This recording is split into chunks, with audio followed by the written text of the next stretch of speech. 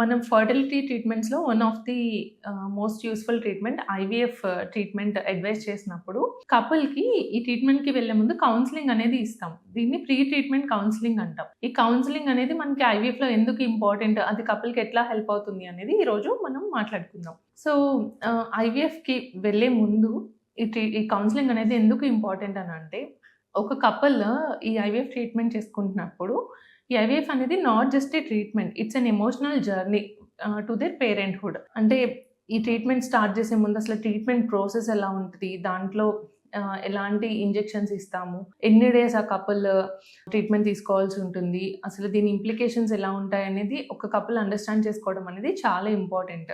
So, మెంటల్‌గా వాళ్ళు prepare అవ్వడానికి కానీ ఇది చాలా హెల్ప్ అవుతదనమాట. సో, ఈ కౌన్సెలింగ్‌లో మెయిన్‌గా మనం ఫస్ట్ కపుల్‌కి వాళ్ళ కండిషన్ ఎట్లా ఉంది? వాళ్ళకి ఎంత పర్సెంటేజ్ ఆఫ్ ఫర్టిలిటీ ఛాన్సెస్ ఉంటాయి? సో, వాళ్ళకి ఎందులో ప్రాబ్లమ్ ఉంది? ఎయిదర్ ఎగ్‌లో ప్రాబ్లమ్ ఉందా?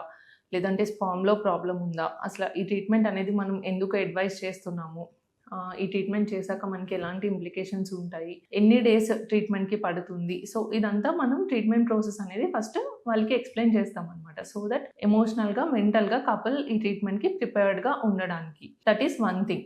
అండ్ సెకండ్ థింగ్ వచ్చేసి financial planning.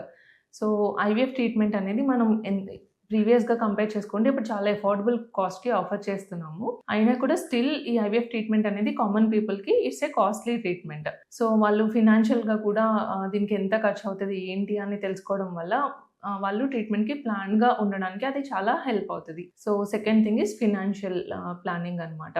And third thing వచ్చేసి ట్రీట్మెంట్ ఇంప్లికేషన్స్.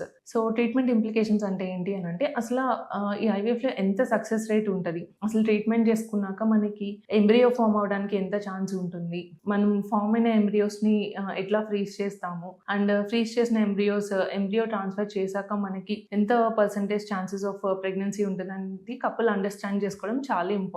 సో, చాలామంది ఏమనుకుంటారంటే ఐవీఎఫ్ ఇంత కాస్ట్‌లీ ట్రీట్మెంట్ కదా! మనం చేస్తే ఖచ్చితంగా అయిపోతుంది 100% అని అనుకుంటారనమాట.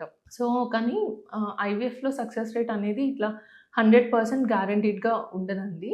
సో, ఈ ట్రీట్మెంట్ సక్సెస్ అనేది చాలా ఫ్యాక్టర్స్ మీద డిపెండ్ అయి ఉంటదనమాట.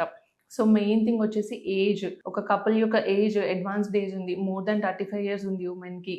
ఇంకా ఫాదర్ ఏజ్ కూడా చాలా ఎక్కువుంది అని అన్నప్పుడు మనకి సక్సెస్ రేట్స్ అనేవి తగ్గుతాయన్నమాట. అండ్ వాళ్ళకున్న ప్రాబ్లమ్స్ బట్టి అంటే చాలా ఎగ్స్ తక్కువున్న వాళ్ళకి కానీ, లేదంటే స్పర్మ్స్ చాలా తక్కువున్న వాళ్ళకి కానీ, క్వాలిటీ చాలా లోగా ఉంది అన్న వాళ్ళకి సక్సెస్ రేట్స్ తగ్గుతాయన్నమాట. సో, కపుల్‌కి సక్సెస్ రేట్ అనేది డిఫరెంట్‌గా ఉంటుందండి. మనం ఇచ్చే సక్సెస్ రేట్ ఓవరాల్‌గా 65-70% అని చెప్తాము. బట్ యాస్ ఏ కపుల్ వాళ్ళని చూసాక వాళ్ళ టెస్ట్ రిపోర్ట్స్ బట్టి, వాళ్ళకున్న కండిషన్ బట్టి సక్సెస్ రేట్ అనేది వేరీ అవుతుంటుందనమాట. సో, అడ్వాన్స్‌డ్ ఏజ్ ఉన్న వాళ్ళకి 20-25% ఉండొచ్చు. సో, యంగ్ ఉన్నారు, ఎగ్స్ బాగున్నాయి, స్పర్మ్స్ బాగున్నాయి అన్న వాళ్ళకి దీంట్లో సక్సెస్ రేట్స్ అనేవి ఎక్కువ కూడా ఉండొచ్చు. 65-70% వరకు సక్సెస్ రేట్ ఉంటుంది. So, success rate varies according to the couples problem and there condition. So, ఈ ప్రీ ట్రీట్మెంట్ కౌన్సెలింగ్ వల్ల ఏంటంటే మనకి అసలు ఎలాంటి ఆప్షన్స్ ఉన్నాయి, ట్రీట్మెంట్ ప్రాసెస్ ఎలా ఉంటుంది, దానికి ఎంత ఫినాన్షియల్ ప్లానింగ్ చేసుకోవాలి, అండ్ ట్రీట్మెంట్ చేసుకున్నాక సక్సెస్ రేట్స్ ఎలా ఉంటాయి, ఇన్‌కేస్ వాళ్ళకి ఏదైనా ప్రాబ్లమ్స్ ఉంటే అడిషనల్ ఇన్వెస్టిగేషన్స్ ఏమైనా చేసుకోవాలా? సో, ఇలాంటి థింగ్స్ అన్నీ మనకి ఈ ఐవీఎఫ్ కౌన్సెలింగ్‌లో మనకి అర్థమవుతాయన్నమాట. సో, ఈ కౌన్సెలింగ్ అనేది it helps the couple understand they treatment and helps in there way to parenthood. Thank you.